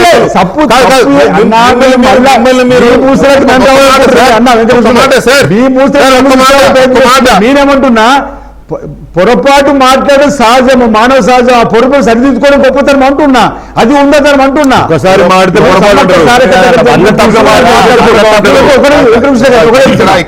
సమ్మక్క సారక్క దగ్గర 70 రోజుల్లో పనులు పూర్తి చేయాలనుకుంటున్నారు. ఆ సందర్భంలో లేదో ఇరకాటల్లో పెట్టాలని కాదు. కానీ ఒక్క నిమిషం శ్రీనివాస్ గారు, ఇది కంట్రోల్ తప్పిన వ్యవహారమా? ముఖ్యమంత్రిని అన్పాపులర్ చేయడానికి పార్టీలో గ్రూప్స్ చేస్తున్న ప్రయత్నం అనుకోవాలా? రాకేష్ రెడ్డి గారు మీకేమనిపిస్తుంది బయట నుంచి? ఒకటేనండి, ఇది ఫస్ట్ కాంగ్రెస్ ప్రభుత్వంలో ముఖ్యమంత్రి, గౌరవ ముఖ్యమంత్రి గారు ఆయన రాష్ట్రం ఒప్పుకున్నది కానీ పార్టీ ఒప్పుకోలేదు. అన్న పార్టీ ఇప్పుడు రేవంత్ రెడ్డి గారిని రాష్ట్రం ఇక్కడ ప్రభుత్వంలో కావచ్చు, ఎమ్మెల్యేలు కావచ్చు, పక్కన ఉన్న మంత్రులు కావచ్చు, ఎవరు ఒప్పుకోలేదు. ఒప్పుకున్నట్లు కనబడతలేదు ఇప్పటికి కూడా. సుమారు 22 నెలల తర్వాత కూడా అసలు అంటే నేను చాలాసార్లు చెప్పాను, ముఖ్యమంత్రిగా వాళ్ళు పక్కన ఉన్నప్పుడు లేబరు అంటే మేము కూడా లేస్తాం. ఎందుకంటే ఆయన గౌరవ ముఖ్యమంత్రి, చీఫ్ మినిస్టర్ ఆఫ్ తెలంగాణ, బంగారు తెలంగాణ, ఎవరైనా కావచ్చు, ఆ ప్లేస్ ఎవరైనా కావచ్చు, ముఖ్యమంత్రి మినిమం పక్క. ఇప్పుడు రేపు తెల్లరి ఆది శ్రీనివాసన్ కూడా కావచ్చు, బీసీ కోటలు, అది కూడా తప్పలేదు. కానీ ముఖ్యమంత్రిగా గౌరవించాలి కదా ఆది శ్రీనివాసన్ కూడా. ఎవరో పేరు మర్చిపోయిన పగబెట్టారు కానీ మీరే అసలు ముఖ్యమంత్రి మినిమం గౌరవం ఇవ్వకపోతే దీనికి ఒకటే అన్పాపులర్ చేస్తున్నారు. దీన్ని ఒకటే దయచేసి ఇది మొత్తం కాంగ్రెస్ మొత్తం ఒక వెల్ ప్లానింగ్ గా చేస్తుంది. ఇది అంటే ఒకరిద్దరు కాదు, అందరు కలిసి చేస్తున్నారు. బీసీ రిజర్వేషన్ సబ్జెక్ట్ కావచ్చు, అది కాదని తెలుసు, ఈ రకంగా పోతే రాదని తెలుసు. అంటే వీళ్ళెవరు చదువుకోని వాళ్ళు కాదండి. భారత రాజ్యాంగం కోర్టులో అయినా సరే వాళ్ళ సొంత బుక్కులు ఉంటాయి, కాన్స్టిట్యూషన్ బుక్స్ ఉంటాయి ముంగట. రెండోది అందరు మేధావులు ఒక్కొక్కరు 5 సార్లు చేతుల్లో పెట్టుకుంటారు. ఆయన ఎప్పుడు చదివిన కానీ 5 సార్లు 6 సార్లు ఎమ్మెల్యే అయిన వాళ్ళు, మంత్రులు అయిన వాళ్ళు. ఒక చిన్న జోకి చెప్తానండి, 8 నాడు హైకోర్టు రిజల్ట్ ప్రభుత్వం జోక్ అయిపోయింది. చిన్న కామెడీ చెప్తాను. ఇప్పుడు హైకోర్టులో ఆర్గ్యుమెంట్ ఏంటంటే మంచి అడ్వకేట్లను తేవాలా, ఇంకా పెద్ద అడ్వకేట్లను తేవాలా. మీరు ఏదైనా ఇంటర్నేషనల్ ఆర్ఈ సాల్వే తీసుకురండి. వీళ్ళు మంత్రులు కోర్టులో కూర్చుంటారు ఏంటండి? అంటే ఈ తెలంగాణ ప్రజలని ఈ రకంగా ఒక మభ్య పెట్టడానికి. ఇప్పుడు మంత్రులు వెళ్ళే కోర్టు ఏం చెప్తారు? అంటే వీళ్ళు అట్లా కాదు, వీళ్ళు లాజాది వినోలు కాదు. ఇంకోటి కూడా ఉంది ఇక్కడ. మీరు హరీష్ సాల్వే గారు కావచ్చు, ఇంకా పెద్దల మీరు ఏం ఆర్గ్యూ చేయమంటే అదే చేస్తారు. అలా కాదండి. అంటే ఇప్పుడు తెలంగాణ ప్రజలకు అలవి కానీ నిన్న కూడా ఒక డిబేట్, బీఆర్ డిబేట్ లో జరిగింది. రాహుల్ గాంధీ గారు అక్కడికి వెళ్తే ఏదో ప్రామిస్ చేస్తుంటే తెలంగాణలో చేసింది లేదు, సచ్చింది లేదు, ఇక్కడికే చేంజ్ చేస్తున్నా అంటున్నారు. అంటే ఎట్లు ఇప్పుడు చెప్పిన మహాలక్ష్మి కావచ్చు, మన చేయుత పెన్షన్స్ కావచ్చు, లేకపోతే స్కూటీలు కావచ్చు, రకరకాల వాటి మేము చేసినారు. దానివల్ల వాళ్ళ ముఖం చెల్లుతలేదు ప్రజలు కోవడానికి. ఇక ప్రజలు కోకుండా ఈ రోజు మేమే గొడవ పడితే పబ్లిక్ ఎంజాయ్, అంటే పబ్లిక్ ఎంజాయ్ చేస్తారు ఇలా చూసుకుంటా, మర్చిపోతారు సమస్యలని. ఒక రకమైన ఒక సర్కస్ లాగా తయారైంది. ఇప్పుడు బీసీ రిజర్వేషన్ ఉంది, 2 సంవత్సరాలు అయిందండి. స్థానిక సంస్థలకు అసలు ఫండ్స్ లేవు. స్థానిక సంస్థలు ఫండ్స్ లేవండి. గ్రామాలలో అసలు అభివృద్ధి లేదండి, అవినీతి తప్ప అభివృద్ధి లేదు.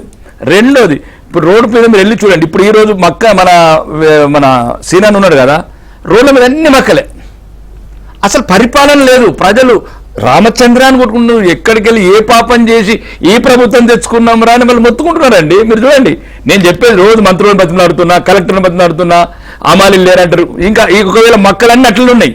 మళ్ళీ వాటిలు స్టార్ట్ అయినాయి, మళ్ళీ వాటిలు మొదలైనవి. కొనుగోలు కేంద్రాలు ఈ రోజు ఒక 500 మంది నా కాన్స్టిట్యున్సీ ప్రజలు పోతే కలెక్టర్ని అర్జున్ బతిలాడు. దయచేసి రైతుల గుండెల మీద కుంపట్లు పెట్టకండి. ఈ దరిద్రం రాజకీయాలు ఏమైనా చేసుకోండి. వాడు పంట పండించి 4 నెలలు అయింది, రోడ్ల మీద చనిపోతున్నారండి.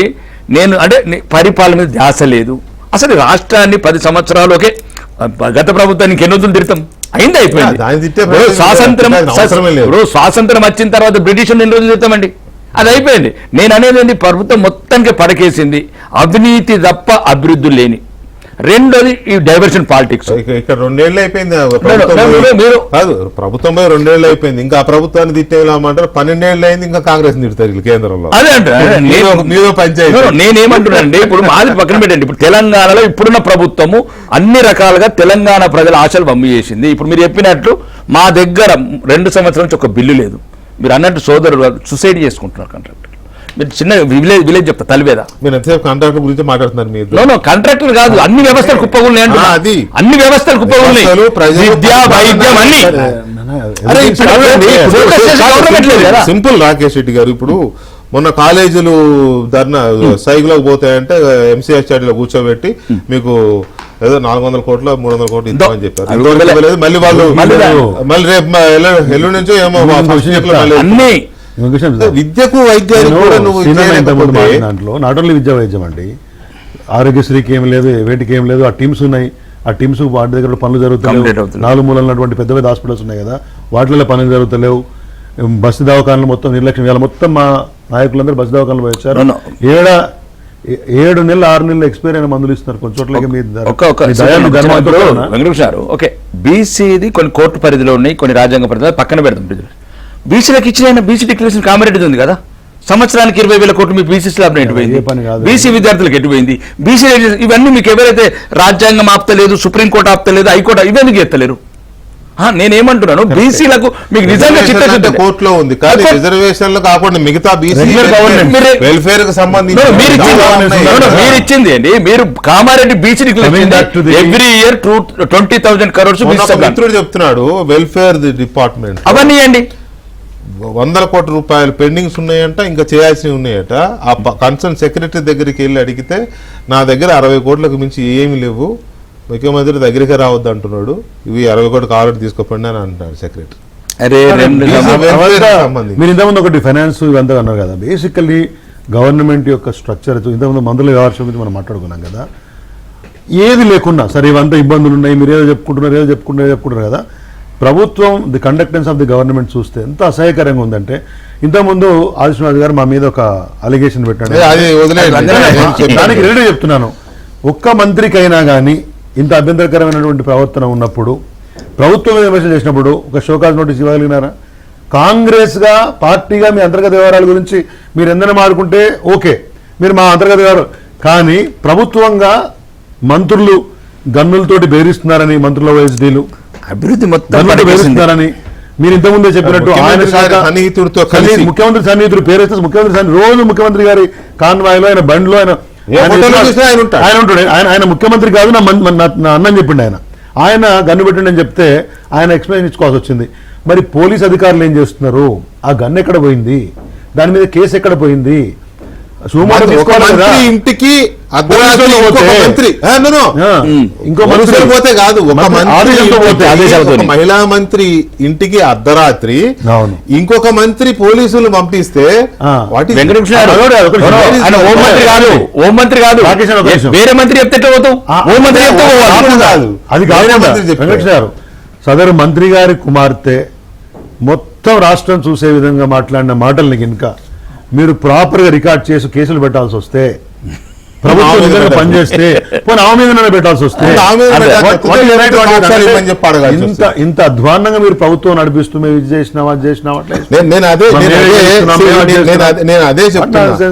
ఎవరు అన్పాపులర్ చేస్తున్నారు అనేది పక్కన పెడితే, ఒకటి పరిపాలనాపరమైన సంక్షోభము, స్తబ్దత, లేకపోతే అసమర్థత, వాట్ ఎవర్, దానివల్ల అన్పాపులర్ అవుతున్నారు. రెండోది ఈ మంత్రులు ఎమ్మెల్యేల యొక్క ఓవర్ యాక్షన్, లేకపోతే బాధ్యతా రాహిత్యం అనొచ్చేమో, క్రమశిక్షణ రాహిత్యం అనొచ్చేమో, వీటి వల్ల చాలా వరకు అన్పాపులర్ అవుతారు. వీటి వల్ల ముఖ్యమంత్రికి ఉన్న పర్సనల్ చరిష్మాని కూడా నాశనం చేసి పడేశారు. ఇప్పుడు పరిస్థితి ఏంటనేది ఆయనకే అర్థమవుతుందో లేదో, మరి ఆయనే తలబట్టుకొని కూర్చున్నాడేమో అర్థం కాని పరిస్థితి. దీంతో పాటు కేసులకు సంబంధించి ఆది శ్రీనివాస్ గారు, ఈ కేసుల మీద చాలా చర్చ జరిగింది నెలల తరబడి. కాళేశ్వరం అసలు మీరు అధికారంలోకి వచ్చిన దాంట్లో కాళేశ్వరం ప్రధానమైంది.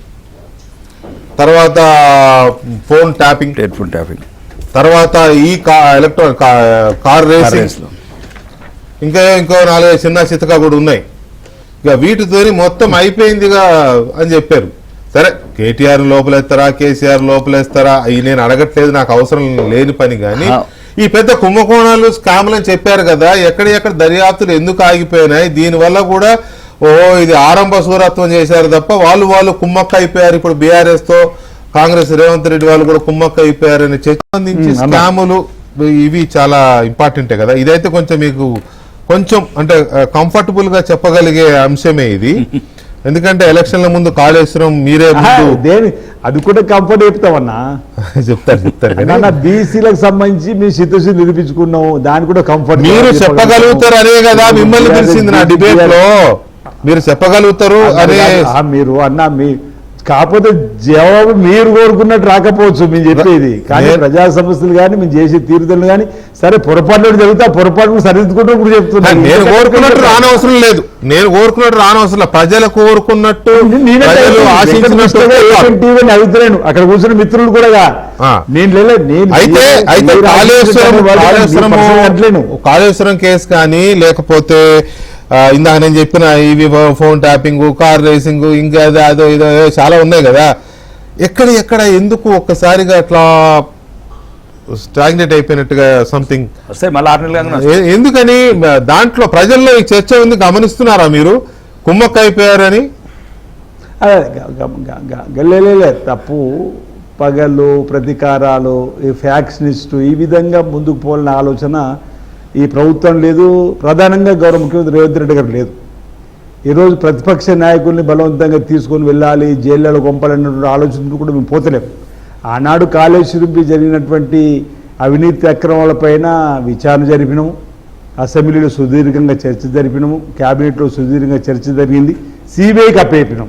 సిబిఐ కేసును టేకప్ చేస్తుంది, దానిపైన తప్పనిసరిగా తప్పు చేసిన వారిపైన చట్టపరంగా చర్యలు తీసుకుంటూ చెప్పిన బాగుంటుంది. మేము ఉన్నాం. ఇప్పటికే కిషన్ రెడ్డి గారికి కూడా చొరవ తీసుకోమని చెప్పి, బండి సంజయ్ గారు చొరవ తీసుకోమని చెప్పినా వారు చొరవ తీసుకుంటారని చెప్పి ఆశిస్తున్నాం. సిబిఐకి ఆల్రెడీ మా పాత్ర అందులో ఉన్నటువంటి అంశాలన్నింటిపైన విచారణ జరిపి ఈరోజు సిబిఐకి అప్పేపినాం.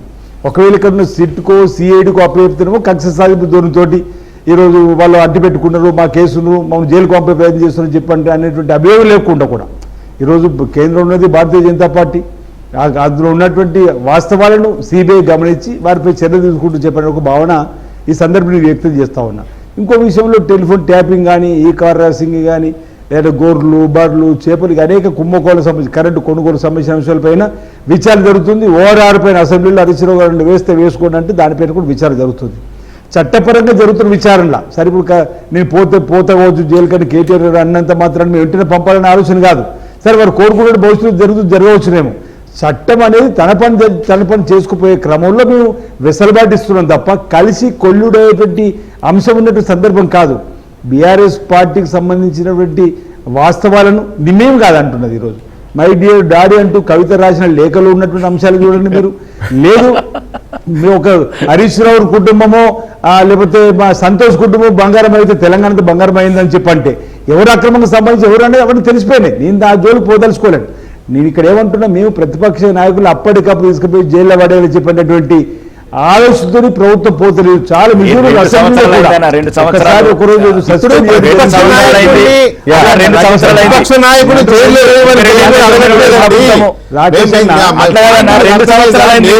రాకేష్ రెడ్డి గారు అడిగినా ఇంకోరు అడిగినా ప్రతిపక్ష నాయకుడు జైల్లో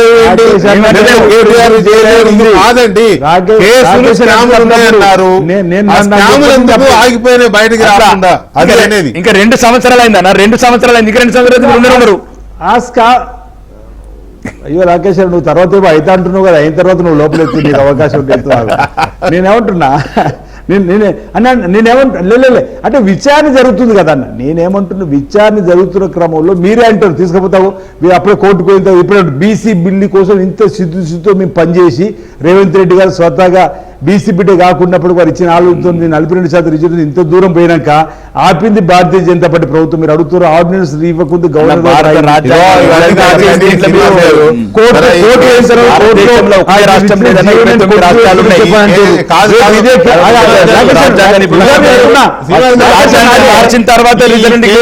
ఈ కేసులు ఇవి ఒక అంశం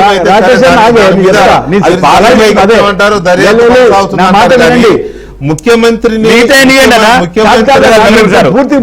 బీజేపీ పాపించి పక్కన పెట్టండి, మీరు బీసీలకు ఇస్తే ఒకటే మిగతా ఇవ్వండి కదా. ముగ్గురు మంత్రులు ఇచ్చారు, ఎక్కడ 42% ఉంది మంత్రివర్గంలో? అదే అన్న ప్లీజ్ మీరు ఇట్లా మాట్లాడద్దు. ఇప్పుడు ఇంకా 3 ఖాళీ ఉన్నాయి కదా, ఇప్పుడు అంతా చెప్తాను. మున్నూరు కాపులకు ఒక మేజర్ కమ్యూనిటీ తెలంగాణ మున్నూరు కాపు, ఒక మంత్రి పదవి లేదు. మీరు మాకు చెప్పేది ఆయన మంత్రి ర్యాంకే కదా, అట్లా కాదు. శ్రీనివాస్ గారు క్యాబినెట్ ర్యాంక్. మీరు బీసీల మీద పెట్టండి, డైవర్ట్ అవుతుంది కానీ ఇష్యూ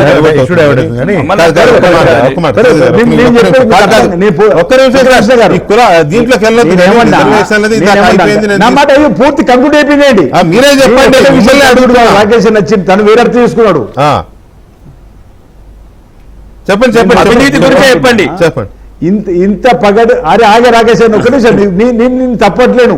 ఇంత పగడ్బందీతో మేము ముందుకు పోతుంటేనే జీవో 9 తప్పించిండ్రో ఇది కోర్టులో తేలకపోయా, మీకు ప్రభుత్వాన్ని అప్రతిష్ట అని చెప్పని ఇప్పుడు మీరు అంటున్నటువంటి సందర్భం. అంటే మేము ఇంత శుద్ధితో పోయినప్పటికీ మాకు రాష్ట్రపతి అపాయింట్మెంట్ దొరుకుతుందని చెప్తే గవర్నర్ దగ్గర ఆగిందని చెప్పి ప్రయత్నం చేస్తూ, ఒకవేళ ఇప్పుడు ప్రతిపక్ష నాయకులకు సంబంధించిన కేసులు అడావుడిగా వాళ్ళు అరెస్ట్ చేస్తే వెంటనే బేల సమయంలో మీరే ఉంటారు. అప్పుడు కూడా చేస్తున్నాం తప్ప మీరేమంటారు? అప్పుడు కూడా అనే అవకాశం ఉంది కదా. దయచేసి ఒక విషయం శ్రీనివాస్ గారు, అది ఒక పాయింట్ అయితే, ఇంకొక పాయింట్, మీ ప్రభుత్వాన్ని ప్రజల్లో ఎవరు పలుసన చేస్తున్నారు అని అంటే ఐ కెన్ సే మీ పార్టీయే పలుసన చేస్తుంది ప్రభుత్వాన్ని. విపక్షాలు విమర్శలు చేస్తున్నాయి, చేస్తారు కూడా, వాళ్ళు ఉన్నదే అందుకు. రాహుల్ గాంధీ రేవంత్ రెడ్డికి అపాయింట్మెంటే ఇస్తలేడు అని బీఆర్ఎస్ పనిగట్టుకొని ప్రచారం చేస్తే కనీసం దాన్ని తిప్పికొట్టే పరిస్థితి కూడా మీ పార్టీలో లేదు. ఒక పాయింట్. ఈ మధ్య జరుగుతున్న ఈ గొడవలు ఇవన్నీ చూస్తుంటే ఎందుకో మరి రేవంత్ రెడ్డి గారు సైలెంట్ అయిపోయినాడు. వైలెంట్గా ఉండే మనిషి సైలెంట్ అయిపోయినాడు. ఎందుకో అర్థం కావట్లేదు. అంటే ఆయన కాళ్ళు చేతులు కట్టేసినారా, లేకపోతే ఎవడెక్కడ పోతే నాకెందుకు, నా ముఖ్యమంత్రి పదవి నాకుంటే చాలనుకుంటున్నాడా, నాకు అర్థం కావట్లేదు. శ్రీనివాస్ గారు ఆయన చేతులు కట్టేసే శక్తి ఎవరికి ఉందని అనుకోను, ఎవరు కూడా అలా చూస్తారని అనుకోలేదు మంత్రివర్గం సభ్యులు. అదేవిధంగా రాహుల్ గాంధీ గారు అపాయింట్మెంట్ ఇస్తలేరంటే ఏకంగా ఆల్ ఇండియా ఓబీసీ మీటింగ్లో రాహుల్ గాంధీ గారు రేవంత్ రెడ్డి గారు ఎంత గొప్పగా మాట్లాడారు మీరు చూసిండ్రు. ఇందిరా భవన్లో బీసీలకు సంబంధించినటువంటి లెక్క ఏ విధంగా తేలినటువంటి అంశాన్ని చెప్పినప్పుడు ఏ విధంగా దగ్గర తీసుకున్నాడు, వారు కుర్చీలు కూర్చొని లేచి చేతిచ్చి ఆఫర్ ఇచ్చింది చూసిండ్రు. తర్వాత ఎంపీలందరికీ వారు గౌరవంగా విందించినప్పుడు స్పెషల్గా ఈ ముఖ్యమంత్రిని పిలిపించుకొని పెట్టినప్పుడు చూసిండ్రు. అది బీఆర్ఎస్ సంబంధించినటువంటి ఆరోపణ తప్ప కాంగ్రెస్ పార్టీలో ఎప్పుడు కూడా అలాంటి ఆలోచన రాలేదు. సరే, మీరు ఈరోజు ఏదైతే ఉద్దేశం రేవంత్ రెడ్డి గారికి సంబంధించినటువంటి వ్యక్తిత్వం ఇబ్బందికరమైన పరిస్థితిలో ఉందనేటువంటి సందర్భం ఏదైతే ఉందో అలాంటి గురించి మీరు సరి చూసుకునే ప్రయత్నం చేస్తే, మా ముఖ్యమంత్రిని గౌరవించుకునే ప్రయత్నం చేస్తూ పార్టీ కూడా ఆలోచిస్తుంది. ముఖ్యమంత్రి గారిని పలచన చేయాలని చెప్పని ఆలోచన పార్టీలో వస్తుందని చెప్పని ఏదైతే ఆలోచన వస్తుందో అది సబబు కాదనేది నా వ్యక్తిగత అభిప్రాయం. ఈరోజు బీఆర్ఎస్ బీజేపీని కోరుకుంటున్నారు రేవంత్ రెడ్డి గారు ఇంపార్టెన్స్ తగ్గాలి, పర్సనాలిటీ తగ్గాలి. అంత మాత్రం కోరుకుంటా ఏది కాదు, పర్సనాలిటీ పెరుగుతున్నది. రేవంత్ రెడ్డి గారు బలవంతులు అవుతున్నాడు, అందులో ఏమాత్రం అనుమానం లేదు. రాబో రోజుల్లో ముఖ్యమంత్రి మేము ఎక్కడ చెప్పట్లేదు, టీవీలల్లా మీ గౌరవ మంత్రులు ఎమ్మెల్యేలు అవమానిస్తున్నారు. ముఖ్యమంత్రి క్యాబినెట్ మీటింగ్ గౌరవిస్తున్నాం. క్యాబినెట్ మీటింగ్ పెడితే ఓ మంత్రి గారు రారు, వరంగల్ ఉమ్మడి జిల్లా పర్యటన పోతే ఓ ఎమ్మెల్యేనే రారు. అరే ఏందండి ఇది? ఎవరు విపక్షాలు ప్రయత్నిస్తున్నారంటే గౌరవిస్తున్నాం. రాజ్యాంగబద్ధంగా ఎన్నికైన ముఖ్యమంత్రి గారు వచ్చినప్పుడు అన్న ఏ జిల్లాకు పోతే ఆ జిల్లాకు సంబంధించిన మంత్రులు ఉంటారో ఆ జిల్లాకు సంబంధించిన ఎమ్మెల్యేలు తప్పనిసరి ఉంటారన్న. వారికి ఎందుకు గౌరవం మీరు తప్పనిసరి ఇస్తారు. ఇప్పుడు సమ్మక్క సార్లక దగ్గర కూడా 70 రోజుల్లో పనులు పూర్తి కావాలి కాబట్టి తొందరగా పనులు చేయాలని ఆలోచన చేస్తున్నప్పుడు కాస్త కమ్యూనికేషన్ గ్యాప్ అయితే మళ్ళీ సీనన్న మాట్లాడిండు, సురేఖ మేడం మాట్లాడింది, దాన్ని కూడా మీరు ఇది పొరపాటుగా భావించే కార్యక్రమం. సరే మాటలు దొరుకుతాయి చిన్న చిన్న జరుగుతాయి కానీ మళ్ళీ దాన్ని సరిదిద్దుకునే సందర్భంతో పోతున్న తప్ప మరొకటి కాదు. లేదు ఇప్పుడు అన్న మీ ప్రతిదీ అంటే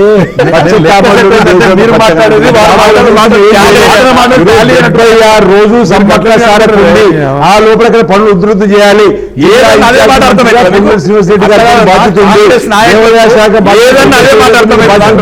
కలుపుకొని పోయే క్రమంలో ఏదైనా ఒక బాటకరం ఇబ్బంది అయితే దాన్ని మీరు భూతత్వం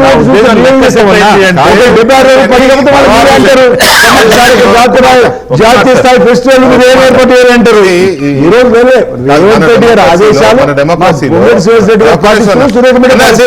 ఒక్క నిమిషం ప్లీజ్, ఒక్క నిమిషం చేదిరెడ్డి గారు, మన ఇండియన్ డెమోక్రసీలో సరే క్యాబినెట్లు ఉంటాయి, రాష్ట్రపతులు ఉంటారు, గవర్నర్లు ఉంటారు, స్పీకర్లు ఉంటారు, కానీ ప్రధానమంత్రి ముఖ్యమంత్రులే కీలకం. రాష్ట్రం తిరుగుతుంది, దేశం తిరుగుతుంది, వాళ్ళ చుట్టూనే రాజకీయం తిరుగుతుంది, పరిపాలన తిరుగుతుంది, రైట్? ఇలాంటి పరిస్థితుల్లో తెలంగాణ ముఖ్యమంత్రి రేవంత్ రెడ్డి గారిని ఏ రాష్ట్రంలో ఒక ముఖ్యమంత్రిని ఇలా చులకన చేసుకోవడం, పాలసన చేసుకోవడం ఇంకెక్కడా ఉండదు. ఇక్కడ ఎందుకు అలా జరుగుతోంది? ఒకటి నేను మీరు కూడా విధానాలని విమర్శిస్తారు. సరే మీ పార్టీ నుంచి ఆయన మీద వ్యక్తిగతమైన దాడి జరిగింది, అప్పుడప్పుడు జరుగుతోంది, ఇప్పటికి కూడా.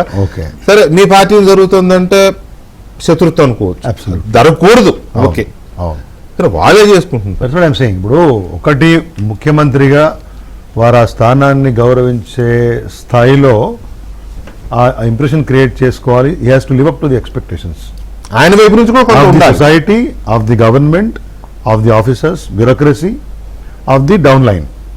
మీరు ఇంతమంది అన్నారు యథా రాజా తదా ప్రజ. మీ ఆహార్యం, వ్యవహారం, ఆహార్యం అంటే ఏంటి? Right from your dressing you are looked up to, మిమ్మల్ని చూస్తారు.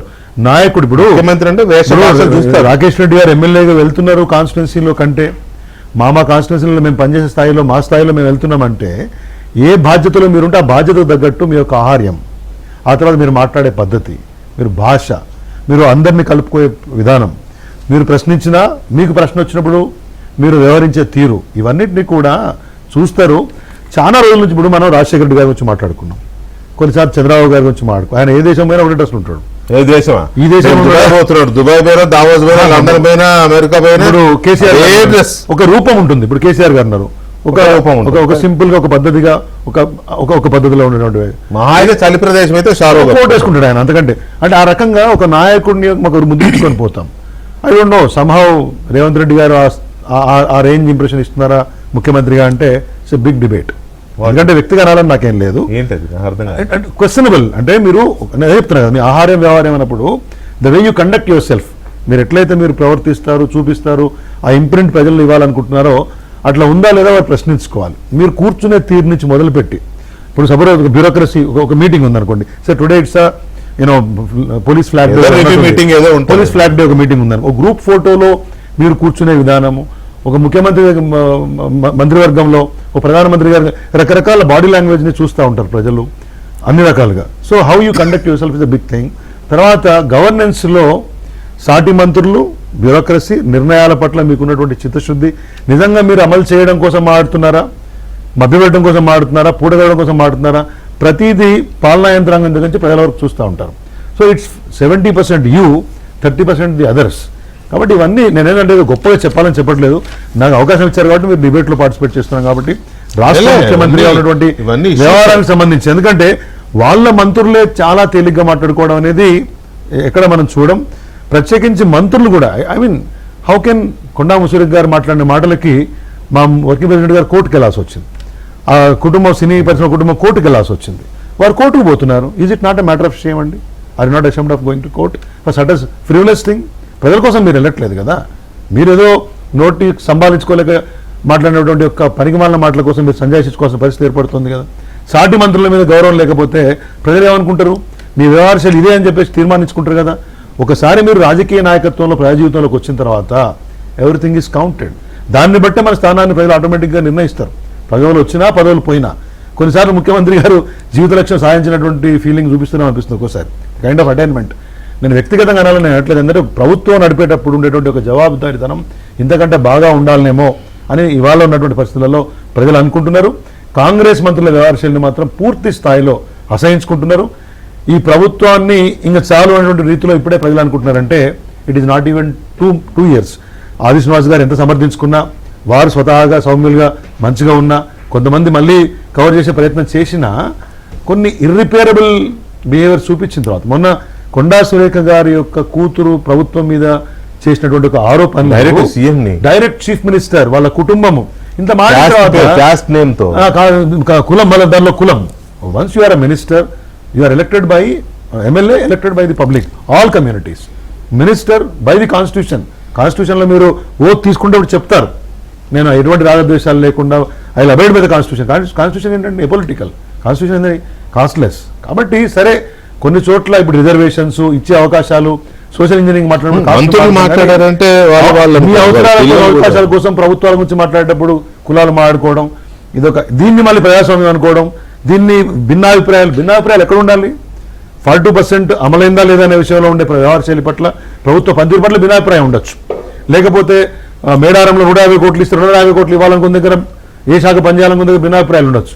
కానీ వాటి పట్ల మంత్రుల యొక్క స్థాయి దిగజారి రోడ్డు మీద పంచాయతీ దాకా వచ్చిందంటే ప్రభుత్వం మొత్తంగా ఉండే పరిస్థితి మాత్రం చాలా అధ్వానం కనబడుతుంది. రైట్. రాకేష్ గారు, మీరు ఒక బీజేపీ ఎమ్మెల్యే అయినా కూడా ఒక ఎమ్మెల్యేగా పొలిటీషియన్గా చూస్తూ ఉంటారు కదా ఏం జరుగుతుంది అనేది. ఏం జరుగుతుంది అనే క్రమంలో అధికార పార్టీలో గ్రూప్స్ ఉన్నాయని అనిపిస్తుందా? రేవంత్ రెడ్డిని లాగేసి మనం ఎక్కాలి అనే ఒక రకమైన కాన్స్పిరసీస్ లేకపోతే ప్రయత్నాలు, ఆశలు ఉండడం వేరు, కాన్స్పిరసీస్ ఉండడం వేరు, అలాంటివి ఏమన్నా కనిపిస్తుంటాయా? నో వెంకటకృష్ణ గారు, ఫస్ట్ ఈ రాష్ట్రంలో కాంగ్రెస్ ప్రభుత్వం మొన్న వచ్చిన తర్వాత అప్పటి నుంచే మొదలైన వర్గాలు మొదటి రోజు నుంచే ఈ కాన్స్పిరసీ అనేది ఉంది. ఎందుకంటే ఈ రాష్ట్రాన్ని ఈ రకంగా ఉంచితేనే ప్రజలకు ఇచ్చిన వాగ్దానాలు అడగరు. ఒకవేళ డిస్టర్బ్ లేకుండా ఉంటే ముఖ్యమంత్రులు మార్పు అనేది కాంగ్రెస్ కల్చర్. అది ఒక 3, 4 అట్లా. ఎందుకంటే ఇప్పుడు ఏ రకంగా దీన్ని డిస్టర్బ్ చేస్తారు, అయితే డెవలప్మెంట్ వైపు డిస్టర్బ్ చేస్తారు. మొత్తానికి నేను నా వ్యక్తిగతంగా కోరుకునేది ఏంటంటే వీళ్ళు వాంటెళ్ళి అన్ని గ్రూపులు ప్లానింగ్ చేస్తున్నాయి.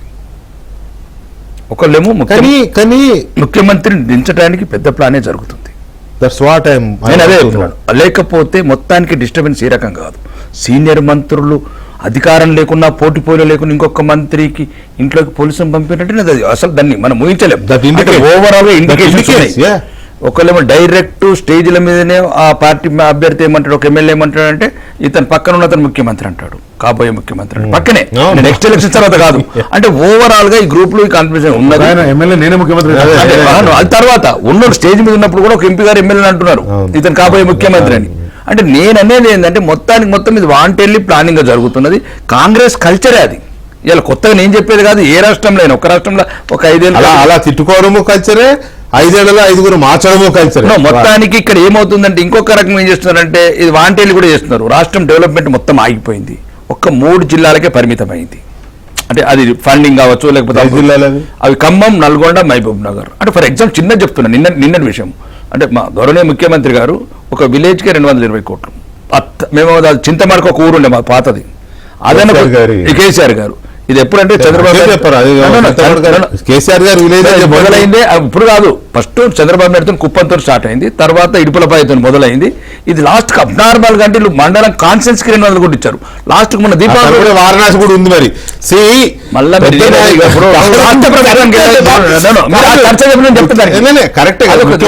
ప్రధానమంత్రులైన వాళ్ళు ఉండే ప్రాంతాన్ని కొంత సింబాలిక్ గాను లేకపోతే ఆదర్శంగానూ నేనేమంటున్నా అంటే అభివృద్ధి రేవంత్ రెడ్డి గారు వారి కొడంగల్ ని బాగా చేసుకోవడానికి ప్రాంతాలను నిర్లక్ష్యం చేయలేదు. కొంచెం ఎక్కువ చేసుకున్న తప్పలేదు, ముఖ్యమంత్రి గారు ఎక్కువ చేసుకున్నా పర్వాలేదు. ఇక్కడ ఏమైందంటే ఇప్పుడు ఉదాహరణ కాంగ్రెస్ శాసనసభ్యులు అంటున్నారు అసలు నిధులు మాకు రావట్లేదు, కొందరే తీసుకొని. నేను అనేది కాదండి, అంటే మొత్తానికి స్టేట్ ని డిస్టర్బ్ చేసినారు. ముందే అప్పులు మామూలు కాదు, 3 లక్షల కోట్ల అప్పులు వచ్చినాయి. మొత్తం అప్పులు, అవినీతి, కొన్ని వేల కోట్లు వీళ్ళు ఇప్పుడు ఉదాహరణకు నానగ్రామ్ కూడా 3 కోట్లు. అంటే ఎవరు వేయట్లేదు, కాంగ్రెస్ ఎమ్మెల్యే పిల్లెత్తున్నారు. అంటే వాటాల పంపకంలో తేడాలు వచ్చినాయి. కొందరే తింటున్నారు, మాకు తెలియకుండా ఎట్లా తింటారు? అంటే ఇక్కడ ఓన్ ప్రభుత్వంలో నలుగురు ఐదుగురే మొదలైపోయారు. అంటే అందరికీ దొరకలేదు ఆ ఫలం. ఇప్పుడు ఫలాలు. సింపుల్ దానే చెప్తాను. హామ్ అనేది ఒక స్కీమ్ అండి, నేను అవును, చెప్తున్నాను. హామ్. హామ్ స్కీమ్ లో ఖమ్మంకు 1600 కోట్లు, నిజామాబాద్కు 535 కోట్లు. ఏం పాపం చేసింది నిజామాబాద్? అదే నేను అడిగాను, గౌరవనీయ మహేష్ కుమార్ గౌడ్ని అడిగాను. పైగా హ్యామ్ అనేది అది ఇదే కదా, ప్రైవేట్ పార్ట్నర్షిప్ ఏ కదా. 60% బ్యాంక్ లోను. దానికి కూడా అన్యాయం. అంటే దాంట్లో అసలు కూడా సోయి స్వార్థం లేదు. ఎందుకు? నేనేంటంటే ఇప్పుడు ఓకే, మంత్రివర్గం అనేది వాళ్ళ వ్యక్తిగతం, మిగతా డిస్ట్రిక్ట్ అండి. మీరు కూడా ఎట్లా మాట్లాడారు? మంత్రివర్గం వాళ్ళ వ్యక్తిగతం ఎట్లా అవుతుంది సార్? వాళ్ళ ఇంటర్నల్ ఎందుకు ఇచ్చుకుంటారో ఎందుకు ఇచ్చుకోరో ఎందుకు నేను ఏమంటున్నాను. ఇప్పటి వరకు మనం చూసిన దాన్ని బట్టి ఇప్పటికైనా నేను చెప్పేది అంటే ఇప్పటికైనా రాష్ట్ర ప్రభుత్వం కాంగ్రెస్ వాళ్ళకు ప్రత్యేకంగా చెప్తున్నాను, కాంగ్రెస్ ప్రభుత్వానికి 10 ఏళ్ళు అప్పుడున్న సమస్యలతో అలసిపోయింది తెలంగాణ. అవినీతి కావచ్చు, అహంకారం కావచ్చు, అధికారం కావచ్చు. తెలంగాణ ప్రజలకు మార్పు, తెలంగాణ ప్రజలు మార్పు కోరుకున్నారు.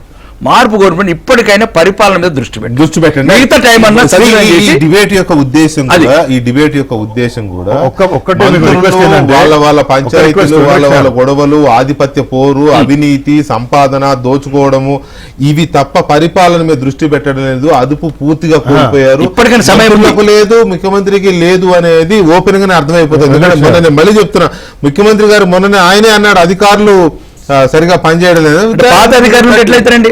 అదే ఇప్పుడు ఈ ముఖ్యమంత్రి పిసిసి అధ్యక్షుడు ఉన్నప్పుడు ఈ అధికారులందరినీ అన్నాడు ఇలా మారుస్తారని, మొత్తం మళ్ళీ అదే అధికారులు మారడం కుదరదు. మంచి అధికారులు ఇవ్వాలండి. ఇప్పుడు వెంకటకృష్ణ గారు ఆడు చేద్దాం అంటలేను కానీ, వెంకటకృష్ణ మన రాకేష్ 10 years 2 years మీరు ఒక డిబేట్ మళ్ళీ పెట్టండి. సరే, ఇక ఇవన్నీ ఉంటాయిలేండి సార్. ఒక మాట ఎనీవే ఒకటి, ప్రభుత్వం మీద ప్రభుత్వం మీదనైతే ఒక రకమైన భ్రమలు పోతున్న పరిస్థితి అయితే కనబడుతుంది.